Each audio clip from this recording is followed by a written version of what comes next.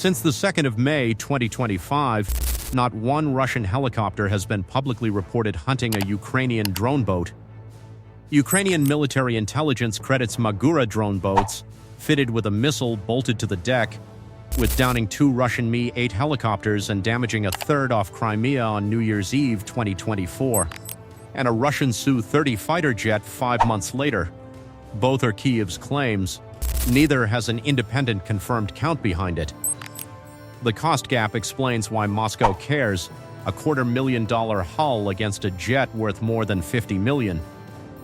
Russia tried 3 different answers in the year and a half since. This is what happened to each one. Quick recap for anyone new here. Group 13, a special detachment inside the HER, Ukraine's military intelligence directorate, bolted an old Soviet air-to-air missile, the R-73, onto the deck of a Magura V5 drone boat, a 5.5-meter uncrewed hull that circulating estimates put at roughly $250,000 to $300,000. Though Ukraine has never published an official price, Ukraine calls that missile and launcher package Sea Dragon. The missile is heat-seeking, so it needs no radar and gives the target no warning. That reversed the roles between the boat and the aircraft above it. On the 31st of December 2024, off Cape Tarkankut in western Crimea, those boats claimed 2 Russian Mi-8 helicopters destroyed, and a third damaged, and airframe-type Russia's defense ministry has separately valued at around $2 million each. On the 2nd of May 2025, west of Novorossiysk, a bigger version of the same boat, the V7, claimed a Russian Su-30 jet. An aircraft Western estimates put north of $50 million. How the Sea Dragon missile works in detail is a separate video. This one starts after the second kill, with a harder question sitting on Moscow's desk. 2 losses to the same $250,000 boat, 5 months apart, and one of them a jet 25 times more expensive than the hull that killed it. What changes? Before December 2024, the hunt had a simple and cheap answer. Russia's defense ministry reported a Ka-29 naval helicopter destroying a Ukrainian drone boat off Crimea as early as the 6th of October 2023, and for more than a year after that, a low pass with cannon fire stayed the standard kill. The R-73 changed that arithmetic. 3 moves followed, and the first was a change in which aircraft flew the mission.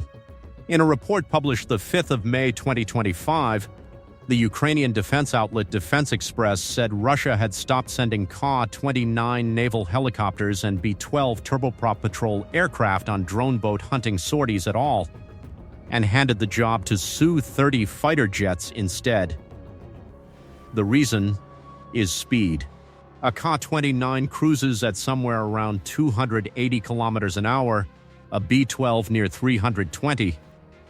A Su-30 at low altitude covers more than 1,300. Every second an aircraft spends inside the missile's engagement envelope, the cone of sky close enough and steady enough for the seeker to hold a lock on engine heat, is a second the seeker has to find it. A helicopter loitering to line up cannon fire parks itself inside that cone for as long as the gun run takes. A jet crossing the same patch of sea is through it far sooner. It is the difference between walking through a sprinkler and driving through it. Same water, same range. The only thing that changed is how long anything stays in it. Except Russia only fixed the transit. On station, the jets kept the same close-range playbook the helicopters used: 30mm cannon fire and free-fall bombs, weapons that only work at visual or near-visual range, the same envelope the missile is built to punish. To bring a cannon to bear on a 5.5-meter hull in sea clutter, a jet has to close to a few hundred meters, level off, and hold a steady line, the same low, close approach a helicopter flies, just arrived at faster. By Ukraine's account, that is what happened on the 2nd of May. 2 Su-30s came down from altitude toward a V-7 sighting 50 kilometers west of Novorossiysk, leveling off for a gun run the boats had already trained their seekers to expect. A missile left the rail. Kyiv released video of the jet going into the sea. its crew ejecting and picked up afterward by a passing civilian vessel. Ukrainian officials say a second Su-30 went down in the same engagement. No video and no independent source backs that second claim.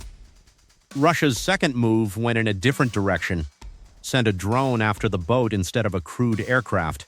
In early February 2025, per Russian military statements relayed through the Institute for the Study of War, a Kronshtadt Orion, a Russian armed unmanned strike aircraft fielded since the early 2020s for reconnaissance and precision strike, destroyed a Ukrainian uncrewed surface vessel, a drone boat. Russian sources framed it as the first documented case of Russia using an armed drone against a Ukrainian USV. The claim is one-sided, sourced to Russia's defense ministry and corroborated by Russian military bloggers, with no independent confirmation. The logic behind it holds regardless. An uncrewed platform can loiter inside the missile's kill zone and lose nothing but hardware if it guesses wrong, and a shootdown leaves Moscow with no pilot to ransom and no ejection footage for either side's propaganda to use. That logic became the third and most serious move. In reporting from the 8th of May 2025 onward, Defense Express described accelerated development of a Russian Navy drone boat called Katran, built specifically to counter the Magura threat. Katran runs on radio control rather than satellite, which caps its range at somewhere between 100 and 200 kilometers depending on a network of relay stations. A real ceiling compared to the Magura's satellite-linked reach that lets Ukrainian operators fly a boat from hundreds of kilometers away.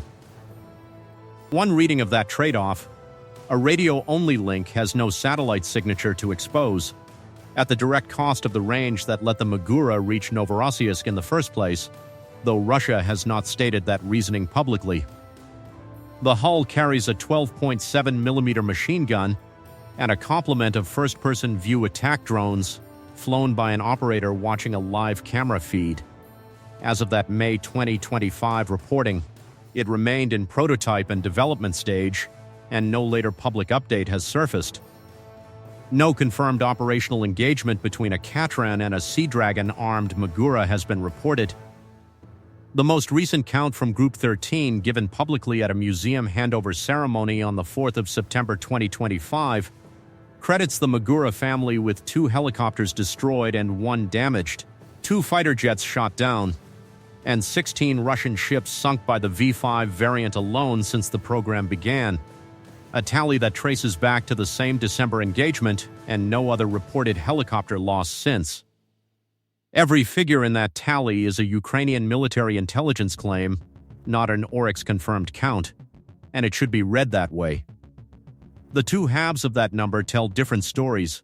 The anti-ship campaign kept running through this period, boats still finding and striking Russian vessels, while the aircraft column stopped adding entries after the second Su-30 claim. No published count separates ship strike tempo before and after May 2025, so treat kept running as the pattern the record shows, not a measured rate. The boats kept operating, and the hunting stopped. If this is the kind of breakdown you want more of, subscribing is how you get the next one. There's another weapon teardown from this war already in the pipeline. Back to the scoreboard. The absence of new losses cuts two ways, and a careful account has to hold both. It could mean the deterrence is working as intended. No Russian aircraft is flying the mission that used to get one shot down, so there is nothing left to lose. Or it could simply mean the news cycle moved on to other fronts of the war, and a smaller engagement never made it into open reporting. No study, Russian or Western, has published a measured account of Russian aviation activity near the drone boat threat zone since the losses, and this channel has not found one either. That is the claim this video opened with, and the limit on it is exact. An absence of reported kills is not proof of an absence of missions. What is documented is an institutional response that keeps escalating regardless of which explanation holds.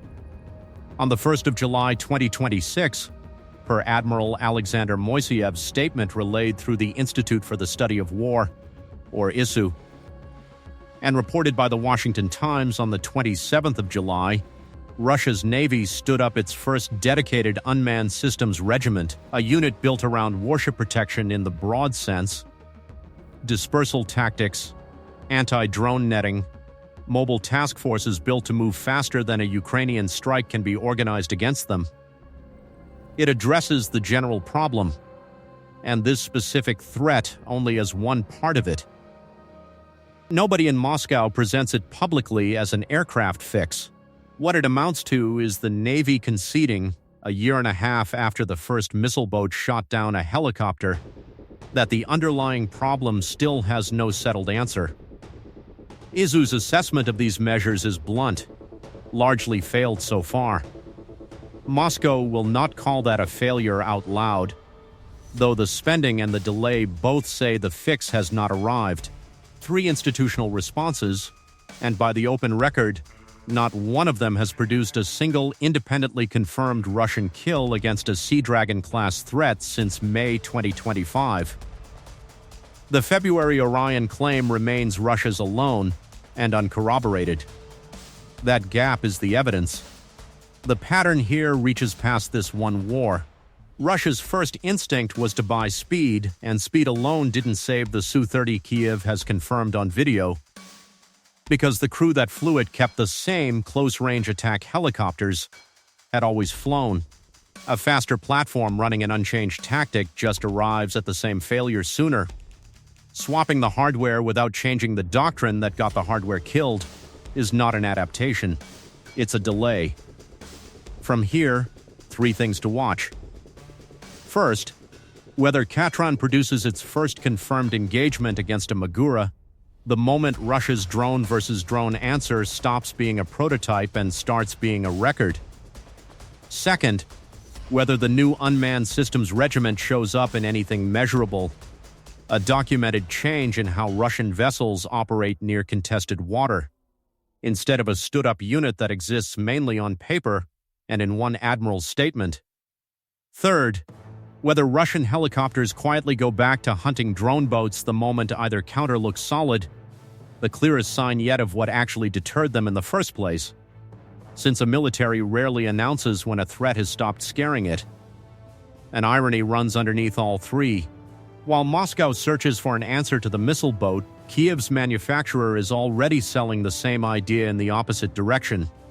Per Defense Express reporting from March 2026, a related Magura-launched interceptor-drone configuration, a different payload from the missile that killed the helicopter and the jet, is being offered as a standalone coastal air defense product, a cheap floating curtain against Iranian-designed Shahed-type drones instead of against helicopters and jets, with the Middle East and potentially the United States floated as customers. No dollar figures and no signed contracts have been reported for that offer, so treat it as a manufacturer's sales pitch, not a fielded system. But it means the weapon Russia has spent a year and a half failing to counter is at the same time being sold to other militaries as the counter to a different threat entirely. Keep the cost pair from the opening in view, a $250,000 hull against a jet worth more than $50 million. A year and a half on, the more expensive side still has not found a fix that sticks. An armed drone boat forced a Navy through 3 different answers, and nothing in the open reporting says any of them worked yet. Next in this series is the system Russia built to answer a completely different problem, an airfield it could not hide from a military that watches every runway.